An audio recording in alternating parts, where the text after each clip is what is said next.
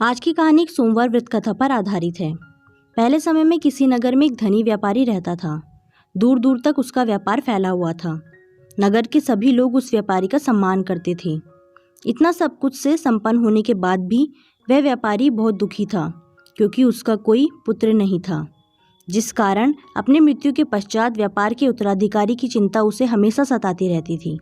पुत्र प्राप्ति की इच्छा से व्यापारी प्रत्येक सोमवार भगवान शिव की व्रत पूजा किया करता था और शाम के समय शिव मंदिर में जाकर शिव जी के सामने घी का दीपक जलाया करता था। उसकी भक्ति देखकर माँ पार्वती प्रसन्न हो गई और भगवान शिव से उस व्यापारी की मनोकामना पूर्ण करने का निवेदन किया। भगवान शिव बोले, इस संसार में सबको उसके कर्म के अनुसार फल की प्राप्ति होती है।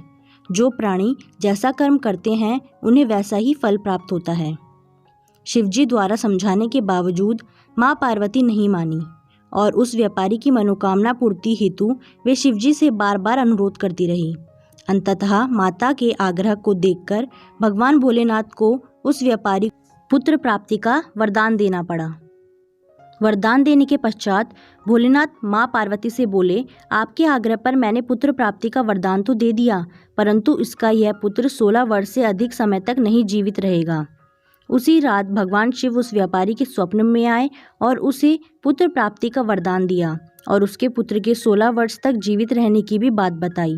भगवान के वरदान से व्यापारी को खुशी तो हुई, लेकिन पुत्र की अल्पायु की चिंता ने उस खुशी को नष्ट कर दिया। बहुत धूमधाम से पुत्र जन्म का समारोह मनाया गया, परंतु व्यापारी को पुत्र जन्म की अधिक खुशी नहीं हुई, क्योंकि उसे पुत्र की अल्पायु के रहस्य का पता था। जब पुत्र 12 वर्ष का हुआ तो व्यापारी ने उससे उसके मामा के साथ पढ़ने के लिए वाराणसी भेज दिया। लड़का अपने मामा के साथ शिक्षा प्राप्ति हेतु चल दिया। रास्ते में जहाँ भी मामा भांजा विश्राम हेतु रुकते, वहीं यज्ञ करते और ब्राह्मणों को भोजन कराते। लंबी यात्रा के बाद मामा और भांजा एक नगर में पहुंचे। उस दिन नगर के राजा की कन्या का विवाह था, जिस कारण पूरे नगर को सजाया गया था। निश्चित समय पर बारात आ गई, लेकिन वर का पिता अपने बेटे के एक आंख के काने होने के कारण बहुत चिंतित था। उसे भय था कि इस बात का पता चलने पर कहीं राजा विवाह से इनकार न कर दे, इससे उसकी बदनामी भी होगी। जब वर के पिता ने व्यापारी के पुत्र को देखा तो उसके मस्तिष्क में विचार आया। उसने सोचा, क्यों ना इस लड़के को दूल्हा बनाकर राजकुमारी से विवाह करा दूं। विवाह के बाद इसको धन देकर विदा कर दूंगा और राजकुमारी को अपने नगर ले जाऊंगा। वर के पिता ने लड़के के मामा से इस संबंध में बात की। मामा ने धन मिलने के लालच में वर के पिता की बात स्वीकार कर ली। लड़के को दूल्हे का वस्त्र पहनाकर राजकुमारी से विवाह कर दिया गया। राजा ने बहुत सारा धन देकर राजकुमारी को विदा किया। शादी के बाद लड़का जब राजकुमारी के साथ लौट रहा था तो वह सच नहीं छिपा सका और उसने राजकुमारी के ओढ़नी पर लिख दिया, राजकुमारी, तुम्हारा विवाह मेरे साथ हुआ था। मैं तो वाराणसी पढ़ने के लिए जा रहा हूँ और अब तुम्हें जिस नवयुवक की पत्नी बनना पड़ेगा वह कान्हा है। जब राजकुमारी ने अपनी ओढ़नी पर लिखा हुआ पढ़ा तो उसने काने लड़के के साथ जाने से इनकार कर दिया। राजा ने सब बातें जानकर राजकुमारी को महल में रख लिया।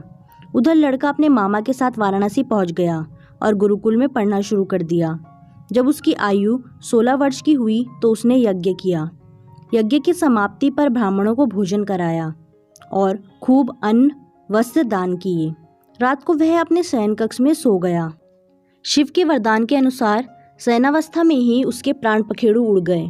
सूर्योदय होने पर मामा मृत भांजे को देखकर रोने पीटने लगे। आसपास के लोग भी एकत्र होकर दुख प्रकट करने लगे।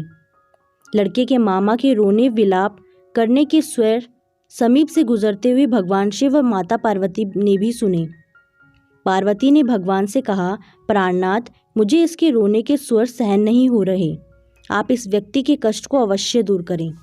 भगवान शिव ने पार्वती के साथ अदृश्य रूप में समीप जाकर देखा तो भोलेनाथ पार्वती से बोले, यह तो उसी व्यापारी का पुत्र है जिसे मैंने 16 वर्ष की आयु का वरदान दिया था। इसकी आयु पूरी हो गई है। माँ पार्वती ने फिर भगवान शिव से निवेदन कर उस बालक को जीवन देने का आग्रह किया। माता पार्वती के आग्रह पर भगवान शिव ने उस लड़के को जीवित होने का वरदान दिया और कुछ ही पल में वह जीवित होकर उठ बैठा। शिक्षा समाप्त करके लड़का मामा के साथ अपने नगर की ओर चल दिया। दोनों चलते हुए उसी नगर में पहुंचे जहां उसका विवाह हुआ था। उस नगर में भी यज्ञ का आयोजन किया। समीप से गुजरते हुए नगर के राजा ने यज्ञ का आयोजन देखा तो उसने तुरंत ही लड़के और उसके मामा को पहचान लिया। यज्ञ के समाप्त होने पर राजा मामा और लड़के को महल में ले गया और कुछ दिन उन्हें महल में रखकर बहुत सा धन, वस्त्र आदि देकर राजकुमारी के साथ विदा कर दिया। इधर भूखे प्यासे रहकर व्यापारी और उसकी पत्नी बेटे की प्रतीक्षा कर रहे थे। उन्होंने प्रतिज्ञा कर रखी थी कि यदि उन्हें अपने बेटे की मृत्यु का समाचार मिला तो दोनों अपने प्राण त्याग देंगे। परंतु जैसे ही उसने बेटे के जीवित वापस लौटने का समाचार सुना तो वह बहुत प्रसन्न हुआ। वह अपनी पत्नी और मित्रों के साथ नगर के द्वार पर पहुंचा। अपने बेटे के विवाह का समाचार सुनकर पुत्रवधू राजकुमारी को देखकर उसकी खुशी का ठिकाना न रहा। उसी रात भगवान शिव ने व्यापारी के स्वप्न में आकर कहा, हे श्रेष्ठी, मैंने तेरे सोमवार के व्रत करने और व्रत कथा सुनने से प्रसन्न होकर तेरे पुत्र को लंबी आयु प्रदान की है। पुत्र की लंबी आयु जानकर व्यापारी बहुत प्रसन्न हुआ। सोमवार का व्रत करने से व्यापारी के घर में खुशियां लौट आई। शास्त्रों में लिखा है कि जो स्त्री पुरुष सोमवार का विधिवत व्रत करते हैं और व्रत कथा सुनते हैं उनकी सभी इच्छाएं पूरी होती हैं। तो आज की ये सोमवार व्रत कथा आपको कैसी लगी यह आप हमें कमेंट में ज़रूर बताएं। और आप अगर महादेव के भक्त हैं तो कमेंट में हर हर महादेव ज़रूर लिखें। और ऐसी इंटरेस्टिंग कहानियों के लिए हमारे चैनल को सब्सक्राइब करें, साथ ही वीडियो को लाइक और शेयर ज़रूर करें। Thanks for watching.